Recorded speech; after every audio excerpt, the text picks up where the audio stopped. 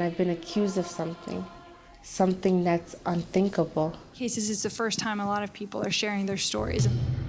I was sleeping in my room. I have the blankets over my head, and they pull the blanket off, and they're like, "Wake up." So I went to JFK in the morning. When I went through the first security line, they actually took me to secondary security. A list for what? To become a suicide bomb. Suicide what? Wearing a T-shirt in Arabic and coming to an airport in the US is equivalent to wearing a T-shirt that reads, "I'm a robber, I'm going to a bank." I felt like I was walking to a death sentence. Don't forget, I'm 16 going through this. They take me, they fingerprint me, and then they finally put me in a room, and they start interrogating me. I stayed there 6.5 weeks. Shahina's son was convicted of a plot to bomb 34th Street Herald Square station, a plot that was dreamed up by, coordinated, and planned by an FBI informant. NYPD, do you like what we say? Those two towers fell. We fell with them.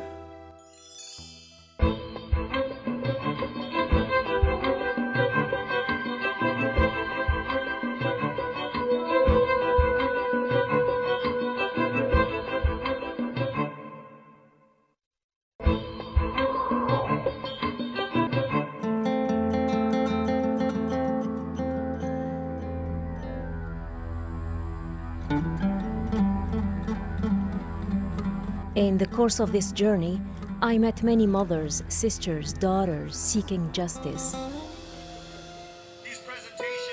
And then there are the ones who are afraid to talk, those whose cases didn't get as much media attention, and who remain anonymous collateral damage in the war on terror.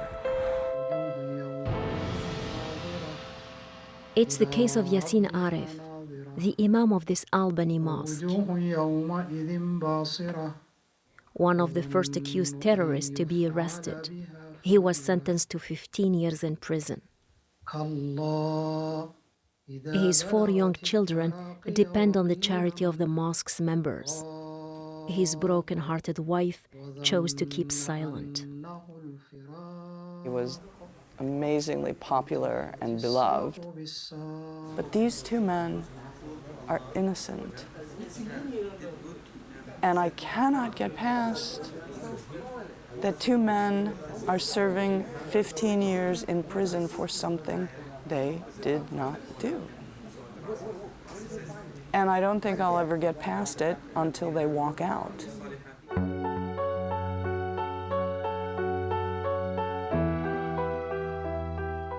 A group of American lawyers and left-wing activists are doing their best to prove his innocence.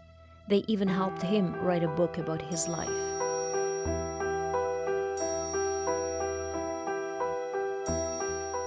The Kurds fled his village after it was gassed by Saddam Hussein. He was among the refugees saved from the Iraqi dictator by the US. The book of the accused terrorist didn't speak the language of hate. It was actually an ode to suffering and humanity. His words will haunt me for a long time.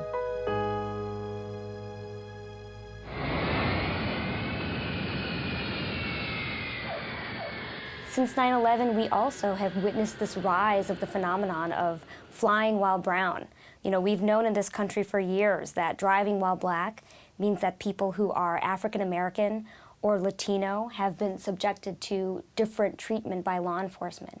And since 9/11, people who are perceived to be Muslim or look Muslim or Middle Eastern have been treated very differently by airline security officials, people like Riyad Jarrar.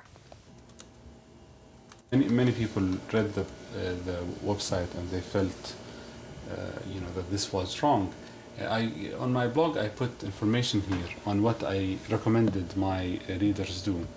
I asked them to call JetBlue and ask them if they have any regulations against Arabic script. I think thousands of people ended up contacting JetBlue in the following days.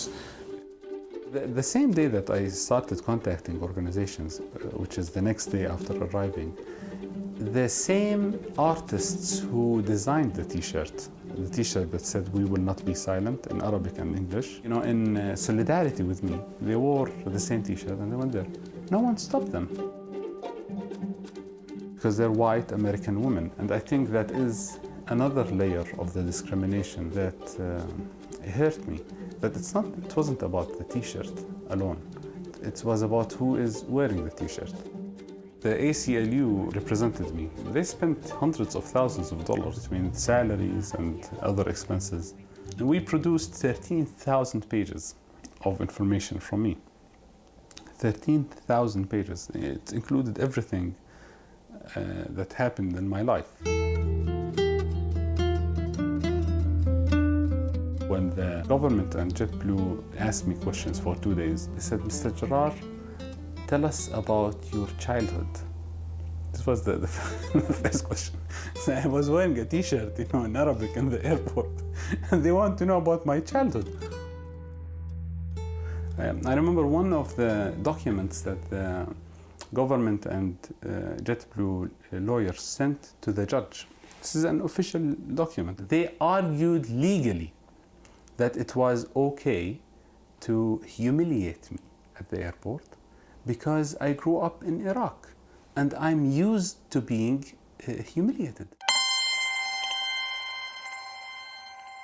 The judge wrote them back and in very harsh terms said, you can't argue that people have a tendency of being humiliated based on their ethnic or national origin. It's unconstitutional and it's illegal. But just see the mentality. Didn't I tell you to shave your beard before you came? Who gave you the brilliant idea to keep your beard, huh? And you wore your topi. Ullu, idiot. Why didn't you just stand there with a sign? I'm an extremist. One-way ticket to Abu Ghraib, please. No, it's okay. It's their job. It's America. We're scared of everything. Who knows? Maybe I'd be the same way if I were the average Joe American.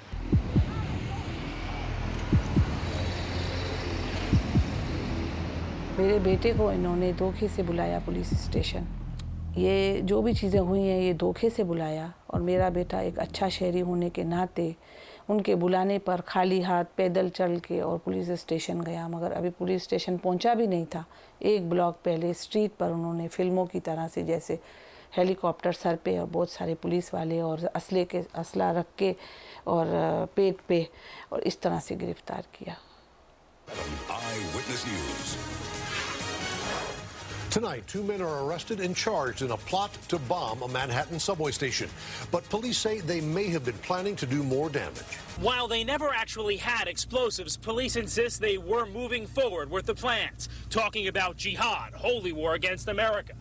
The suspects' families don't buy it. You believe he could do something like this? I don't believe this one. और क्योंकि जब वो मेरे बेटे के पास दुकान पे आता था, दुकान का पता था, घर पे उतारता था, घर का पता था, घर से क्यों अरेस्ट नहीं किया, दुकान से क्यों अरेस्ट नहीं किया, उन्होंने वहाँ क्यों बुलाया धोखे से। हर चीज़ जानते थे फिर भी, क्योंकि लोगों को डराया, अपने लोगों को, अमेरिका के लोगों को, कि टेररिस्ट पकड़ा है बहुत बड़ा। मेरे बेटा क्योंकि मना करके आ गया था, रिपब्लिकन नेशनल कन्वेंशन था चंद दिनों के अंदर, और इलेक्शन जीत गए। ये कोई तरीका नहीं है बेगुनाहों को इस तरह से मैन्युफैक्चर करके पकड़ना।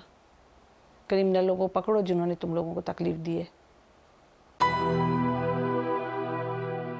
कोर्ट के लिए कपड़े दिए थे, वो भी पहनने के लिए नहीं देते थे। एक पतले से बनियान में पहना के ले आता था, तो उसने फौरन आके जज को ऐसे करके बताया, देखो जज, इन लोगों ने मुझे शेव नहीं कराई, मुझे ये कपड़े नहीं दिए। हालांकि मैंने इसको कपड़े दिए थे कोर्ट के लिए, वहाँ भी रखे थे, कोर्ट में भी रखे थे, मगर उन्होंने इम्प्रेशन डालने के लिए दुनिया के सामने कि देखो ये टेररिस्ट है।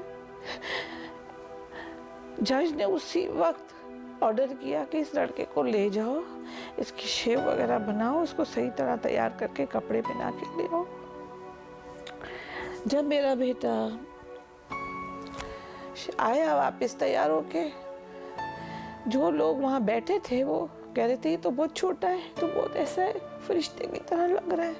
सब इसको अजीब तरीके से उसको देखने लग गए। लाडले बेटे के साथ ऐसा किया जो मन्नतों से मिला मुझे।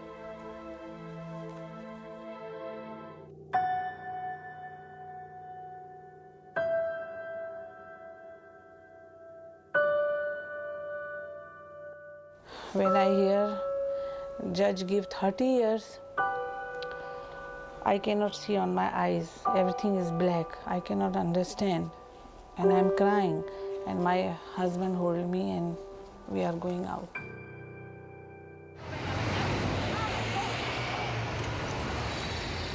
Laura, how do you expect them to love us when we are invading their countries and bombing their homes? That's the problem. They don't understand. They just don't get it. We're not invading them. Hello, stupids! We're liberating you! Is she serious? Do commentators on TV actually hear themselves when they talk? They must be deranged or insane. That's it. I won't watch the news anymore.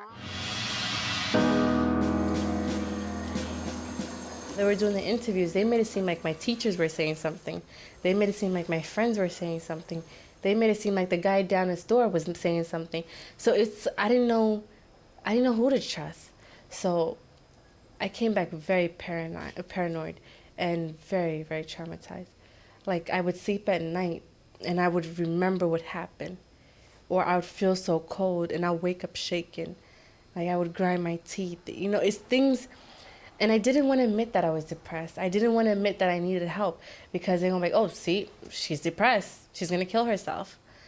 And I didn't want to talk to social work. I didn't want to talk to nobody. I just wanted to, I put a smile on my face and act like everything was okay. I'm like, I'm fine. And people believed me. People believed me I was fine. Then 1 year went, then 2 years went. And then I started breaking down more and more and more. And every day I started breaking down. I dropped out of high school. I was working, cleaning houses. I was I was doing any job I could find because I didn't have papers.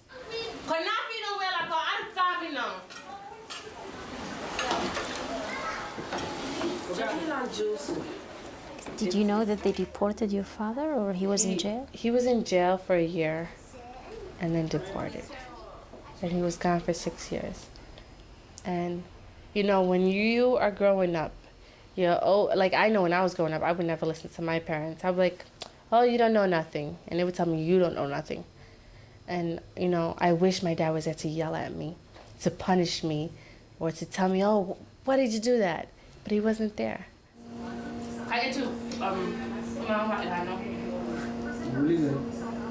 Even though he was alive, he was like he was dead because there was no phone calls. And the only time, I only sent money to him because I was supporting him and I was supporting the family back home. So all I had to do was go send him money and that's it. It was hard for me to talk to him. So it felt like I was sending money to a ghost for a while. Okay. Not mine, it's hers. Hey, I'm out of here. She was so angry. She couldn't take it out on anybody but us. And so many family members stopped talking to her. They were afraid that they'd make it deported. So she was honestly going through this by herself. You go through puberty, you're going through worrying about boys. But that wasn't my concern then. It was like, I don't have time for these boys. They're broke.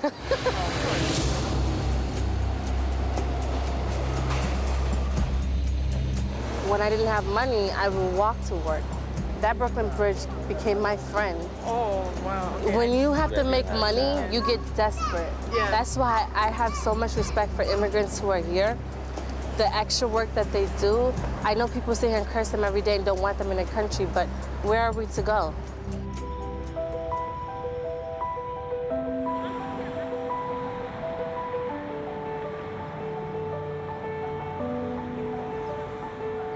This whole time I thought I was this American, and now the regular jobs that the immigrants take in this country is what I was doing. I was cleaning other people's toilet, and I would sit there while I was cleaning the toilet, and I found myself sometimes crying and saying, I would never think in the world I would do a job like this. I would never think I would sit here and deal with a baby talking to me like that and me just taking it. I never thought about somebody insulting me and me just taking it because I was so used to talking back.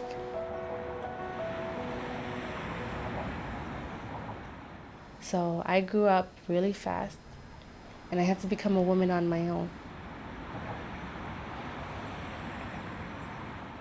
and I missed out a lot of stuff.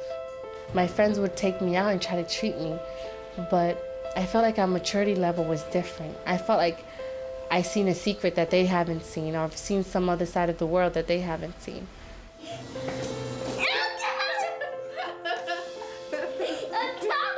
I dropped out of high school for my siblings so that they don't ever have to work. And this is why I sit today and I tell my story, because I don't want them arresting my siblings. I don't want nobody taking my sister in jail and keeping her for 6.5 weeks. I don't trust them. I don't know them. The president has asked the country and Congress to approve a further $100 billion in the ongoing fight against terrorism. Look at this nonsense. It's American news, fair and balanced. Why do you watch it then? We must know as Muslims, as Americans, what these people think of us. Look, such blatant lies. Our president, your president, you voted for him. I voted for him because they said he's pro-Muslim and the entire community Led by Shazia, that sellout.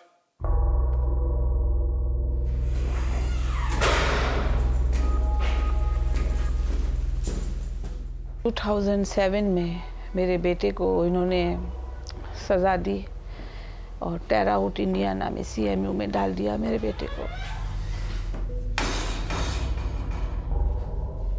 इन लोगों ने, ice ने हमें पूरी family को घर से उठा के इमिग्रेशन की जेल में डाल दिया। मेरे हस्बैंड 6 महीने जेल में रहे, मैं और सनिया 11 दिन रहे। हमारी 35,000 की इन्होंने बेल की और मेरा शौहर अभी तक हाउस अरेस्ट है। कचौड़ी कहाँ पे थी? हाँ? अच्छा। मेरे पासपोर्ट और आईडी की वजह से मैं ट्रैवल नहीं कर सकती, मैं अपने बेटे को विज़िट नहीं कर सकती और दूसरे भी बहुत सारे काम हैं जो अमेरिका में बगैर आईडी के हम नहीं वो कर सकते, जैसे बैंक का काम है। उन्होंने मेरा बैंक का अकाउंट भी सीज कर लिया था जब मैं वापस आई 11 दिन के बाद।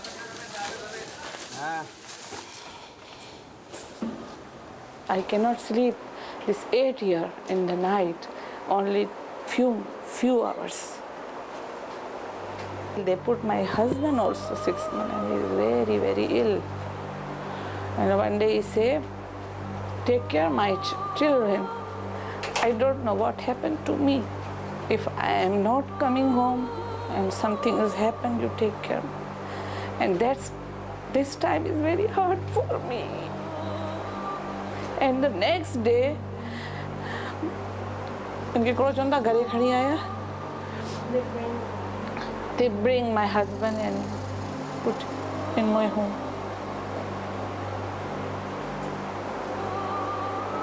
Thanks God, my husband with me.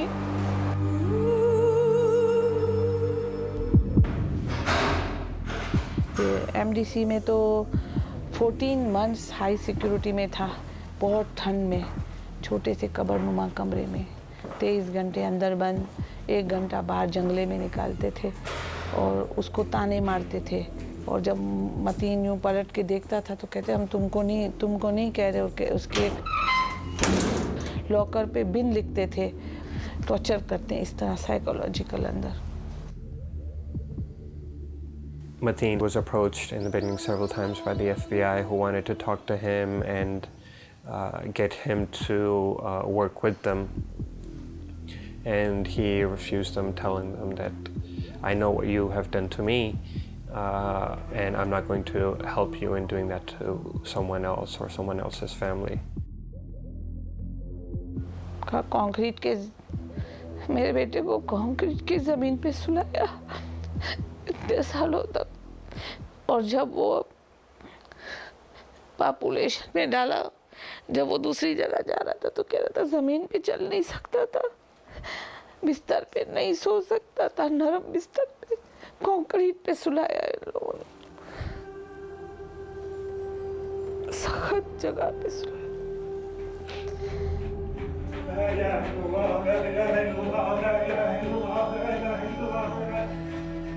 बहुत सारे कैदियों को मैंने देखा है अपनी आंखों से, मुसलमान कैदी को, यमनी कैदी को, जैसे एक जंगले में जानवर गोल गोल घूमते हैं, इस तरह मैंने इस इंसानों को गोल गोल घूमते हुए देखा। जब मैंने उस आदमी को देखा था इस तरह करते हुए, तो मैं बहुत शौक में आ गई थी उस वक्त मेरे बेटे की, मुझे बहुत ज़्यादा फिक्र हो गई थी। और मतीन ने कहा मैं भी, तेरा बेटा भी इसी तरह घूमता है, जब वो बाहर जाता है इसी तरह जिक्र करता है।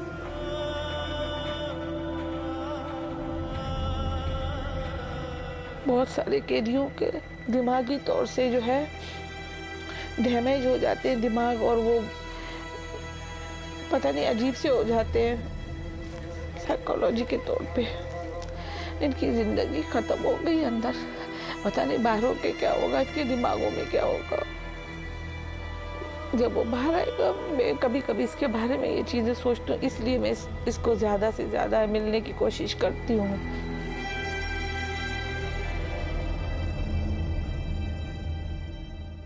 When he write me up, his health going good, and he come out from anxiety, and he stop slowly all medicine.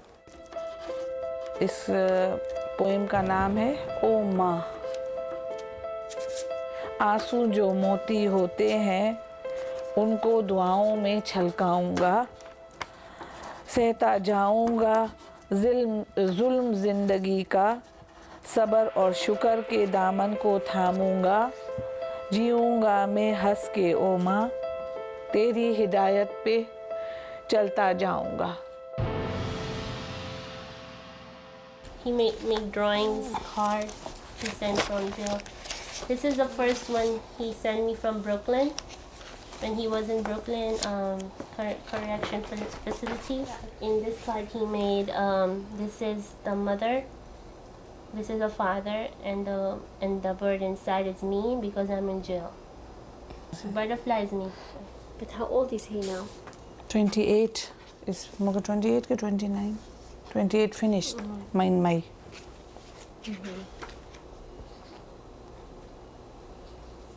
He thinking like this.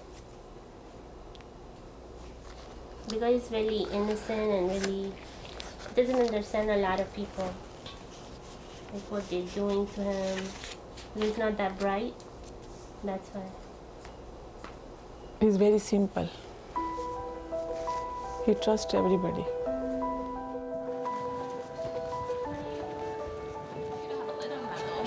I'll finish it right here. One of my other jobs is writing a report. I wrote a report with the Center for American Progress called Fear Incorporated, Exposing the Islamophobia Network in America, a result of a 6-month investigation. And we exposed certain individuals through investigative research, all sourced, who have exploited the last 10 years to profit off of fear, hate, and division amongst Americans.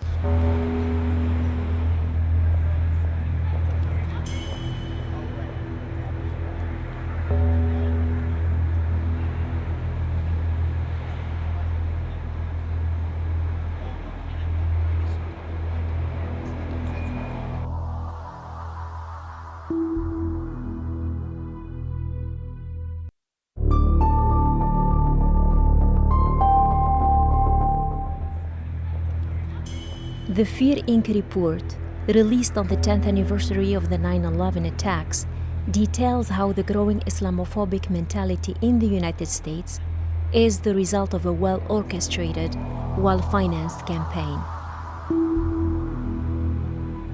What we've identified is that there are 5 critical players who are deemed to be experts by the media, who have been fomenting this kind of hatred for the past decade. Their names are Frank Gaffney, David Yerushalmi, Stephen Emerson, Daniel Pipes, and Robert Spencer. Those are the 5 individuals who comprise the intellectual nerve center of Islamophobia. These individuals are funded by a number of wealthy foundations who provide them over $40 million over the past decade.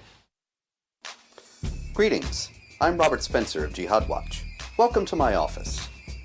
This is my latest book, The Truth About Muhammad.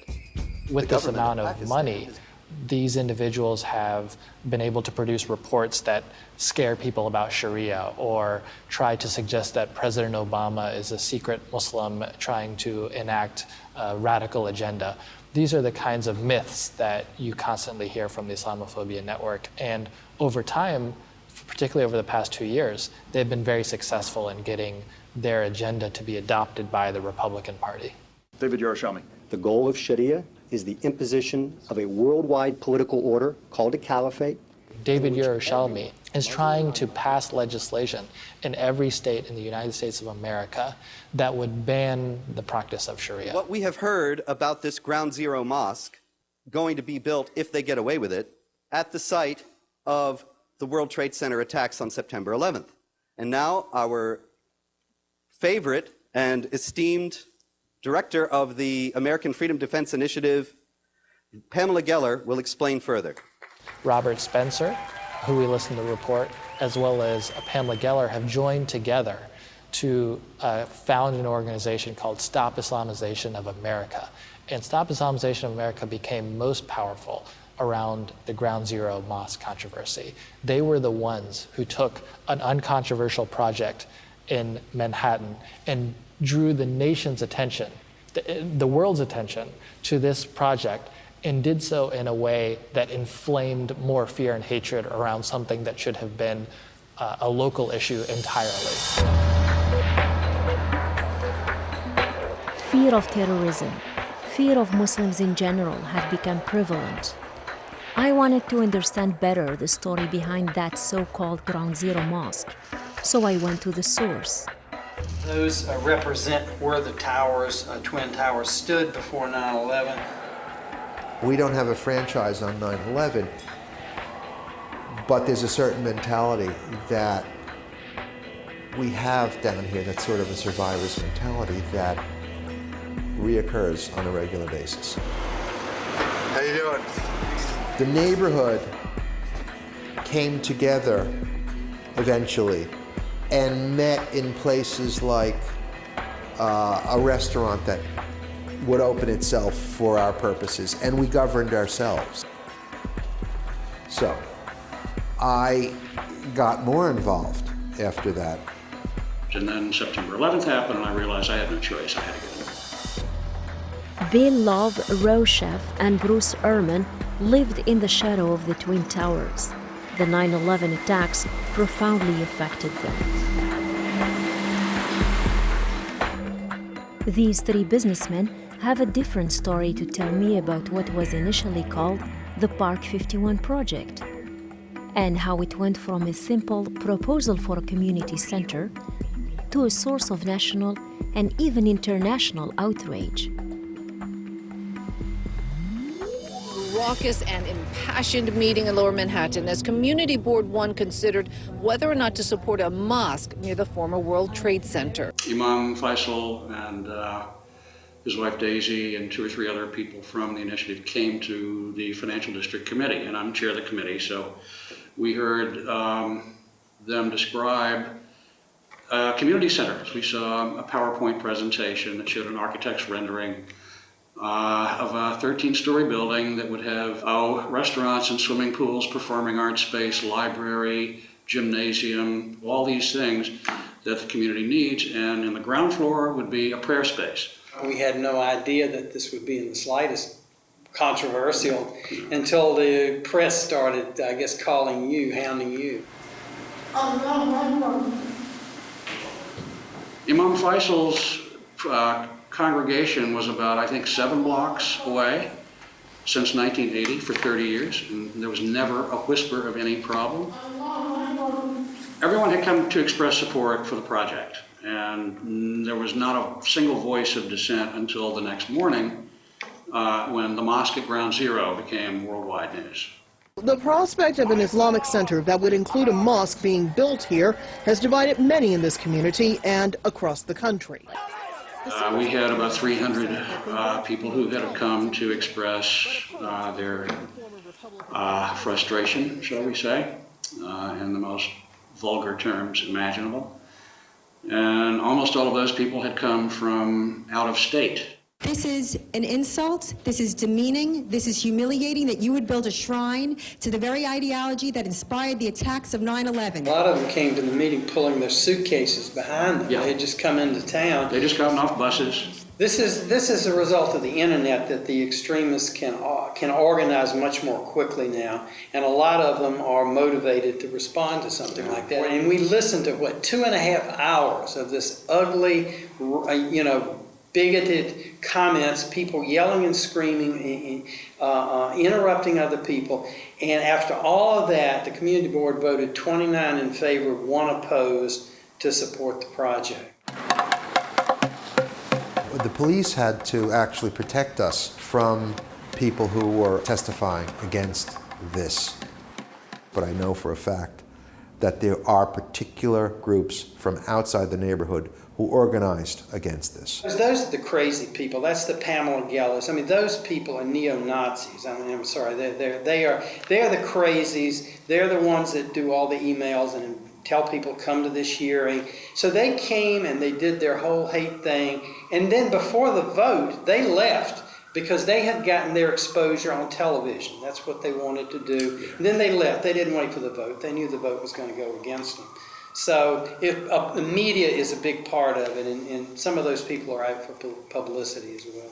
How come on your personal blog you've said that Islam inspires Nazism? I have one posting here that says in the headline, Hitler would be proud of his Muslim army. Well, Hitler was inspired by Islam. President Bush said that what you're saying is not true.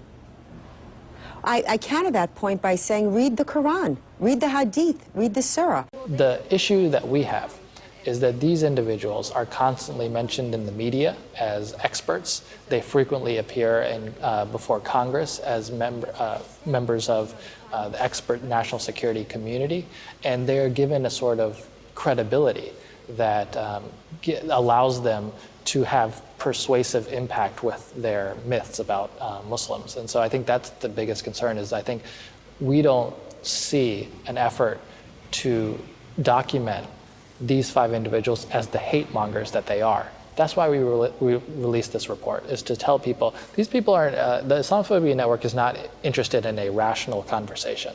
They are interested in manufacturing false information to smear all Muslims. And if we can get that point across, I think we'll do a great service to trying to impair their credibility.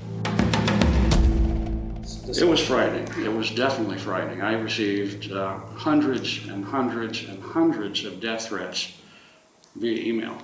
It was frustrating, to say the least, to get so many hateful messages from all over the country, in some cases all over the world. This is a community center. It's a local community issue. It has no business being in the national media. It has no business being an international issue. People from Iowa and Denmark and Sydney, Australia don't have a vote here. They can think what they want to think. You know, they can hate whoever they want to hate, but this is a local issue. And the local people want a community center. There are 200 mosques in New York, and yet another one is not a big deal. It's not an intellectual debate. It's an emotional attitude. Calm down. Calming down, easier said than done, as speaker after speaker railed against the Islamic Center. But a lot of the headlines and a lot of the media, it's much easier to focus your camera on somebody who's screaming with a red face and saying ugly things than it is to somebody who's trying to present a rational argument. And so they've got a lot of media attention, and this Geller woman is very good at that, but they don't represent the majority of people in our community. These guys who are part of the Islamophobia Network have a view of America and advocate for certain policies that are very right-wing. And they know that the emergence of many Muslims into the political space will be disadvantageous for those policy outcomes. So instead of engaging in a debate about those policies, what they want to do instead is say, look, that person who disagrees with me is a Muslim. And that's all they need to say. Right, that person wants a Sharia takeover of the United States. That's all I'm going to say about them. And never have to engage at that level of two-state solution or racial profiling in airports or getting out of Iraq. These are not questions that they want to engage in, because they probably don't win on the merits of those arguments. They want to instead just say, it's a Muslim, I don't have to deal with that. I tried to speak with some of the people mentioned in the Fear Inc. report. Yes, hi. I contacted Robert Spencer, a best-selling American author on Islam and Jihad. I also reached out to lawyer David Yerushalmi, He's the man behind the anti-Sharia law in the United States. But I was refused both interviews because I identified myself as a filmmaker preparing a documentary for the Al Jazeera documentary channel. Pamela Geller, who's the head of Islamization of America, works also as part of Stop Islamization of Europe with Geert Wilders. And together they're trying to fan anti-Muslim hatred around Europe. So it is going to be a serious problem. And the rise of nationalist parties like the BNP in London and a variety of other places, there's this kind of strain around the world where people think that it's a good time to engage in Muslim bashing because people are in economically depressed situations. They're very open to an argument that lets them feel like there's a culture war occurring and that's the root of the problems and the evils that they face in their daily lives and in their communities. And if what these individuals are doing is feeding them the lie that Muslims are the problem. In the aftermath of the Oslo mass murder, investigators are focusing on that 1,500-page manifesto in which accused... When Anders Breivik committed this horrible massacre and he released this manifesto explaining why he did this, it was hundreds of pages long. It was a rambling bunch of crazy in it. But what we found from digging through that manifesto is that he mentions Robert Spencer hundreds of times in his manifesto. He mentions Frank Gaffney, he mentions Pamela Geller, all of the same people that we had targeted in our report. And when Breivik committed that horrible act, we were already in the process of doing our research, and what that act did was showed us that in fact the words that these individuals in the Islamophobia network are uttering do have potentially serious consequences.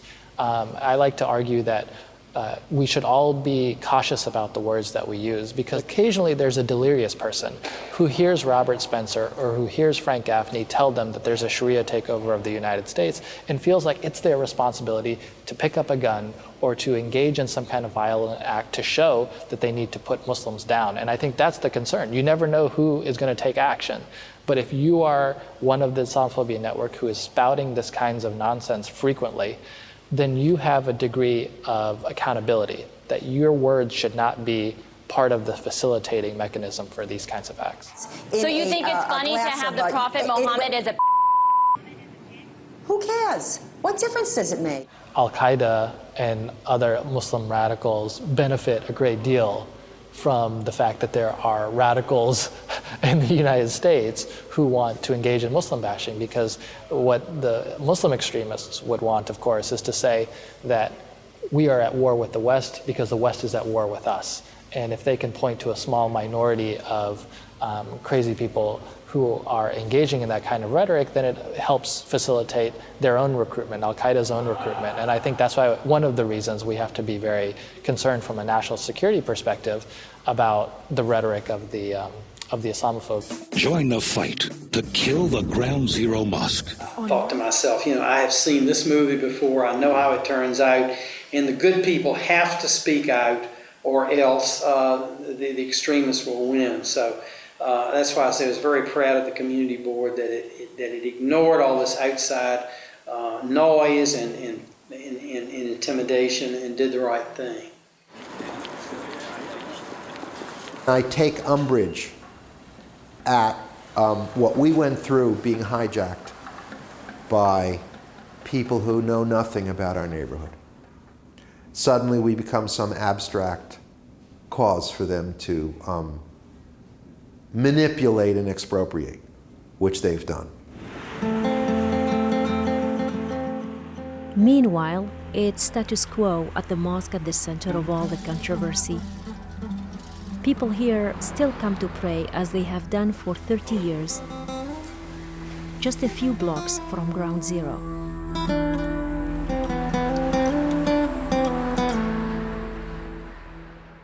Politicians, suwar ki aulad.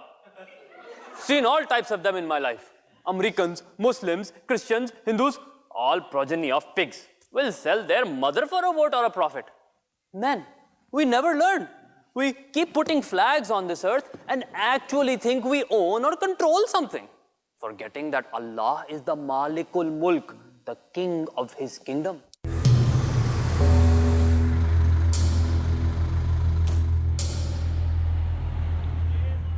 What upset me is that they kept having these commercials, united we stand, united we stand. But then united, you drop a nation. That's what you were doing. You targeted a certain group of people. You wore a headscarf, your name was Muhammad, your name was this, you got targeted. I deserve apology from the president down because everybody turned their heads around and I was 16. Everybody turned their heads around and I didn't say anything. Someone in that government had to say this was wrong, somebody, but nobody said anything. Because I know I was innocent, and they know I was innocent.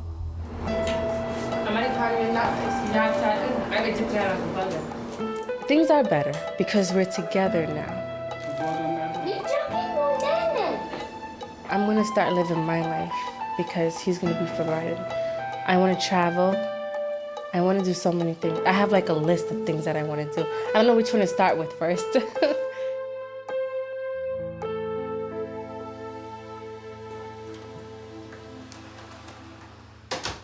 Spend all of this time and put myself and my family and under all of this stress because it wasn't just about a t-shirt. It was about the mentality behind the incident. And I felt that the mentality behind the incident, the mentality that justifies treating me as a second-class citizen, taking away my rights, is the same exact mentality that justifies killing Muslims and invading their countries. It's the same mentality that justified bombing my neighborhood in Baghdad. It's now justifying taking, covering my t-shirt in New York City. That's why I felt it's really important for me and for anyone else who deals with this to actually fight it. I am as American as you because this is how the Constitution works here. And I'm as human as you, even if you refuse to recognize that. Riyadh's lawsuit was a huge victory for civil rights and constitutional rights in this country. His case resulted in a $240,000 settlement by JetBlue and 2 TSA officials. And that settlement sent a message. It said that you can't treat people differently because of the way they look and the language on their shirts. In the last few weeks of the lawsuit, one of the offers that the government and JetBlue made, they offered me to be silent if they gave me money to stop speaking about the case. What is the point here? Like, I wore a T-shirt that says "We will not be silent unless you give me some money, and then I will be." Of course, I won't. I didn't go through all of this to take a few $100,000 from them. My family and many of my friends from Iraq or Jordan or other countries in the Middle East, they didn't really get why the American public would be that sympathetic about my T-shirt, but not sympathetic about me losing my country. They didn't see like the logic of that. Of course, I see the logic because the way that the war is portrayed here, it's portrayed as a good thing. But when it comes to asking me to cover my T-shirt, that's something that the government cannot twist. I think many Americans understand where it comes from, and the vast majority of people are against it. Did you receive apologies from JetBlue? No, they refused to apologize. But actually, I took every dollar of the $240,000 as an apology. Okay. So their apology is accepted. Okay.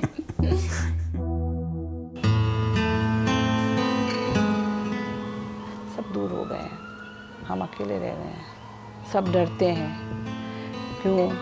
वो ये समझते हैं कि जो तकलीफ़ हमें आई है कहीं हमें भी ना इस तरह से तकलीफ़ दें ये लोग।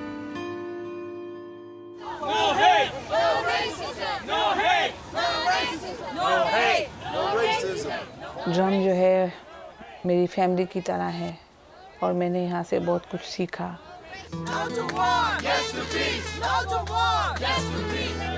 मैंने वहाँ जाके सबसे पहले तो ये देखा कि मैं अकेली नहीं हूँ, बहुत सारे लोगों के ऊपर इस तरह से हुआ तो मुझे थोड़ी हिम्मत आई। फिर मैंने आहिस्ता आहिस्ता करके हिम्मत की। मैंने कहा कोशिश करनी चाहिए, घर में बैठ के रोने से कुछ नहीं होगा। और मैंने किया और मैंने ड्रम ज्वाइन किया, मैंने सब सीखा, मैंने बोलना भी सीखा, एक एक चीज़ मैंने किया। जो मुझे करना है वो मैं करूँगी। अस्सलाम वालेकुम। ए अमेरिका, ए अमेरिका, इतना जुल्म हुआ मुझ पर, फिर भी हम प्यार करते हैं क्योंकि हम यहाँ रह रहे हैं।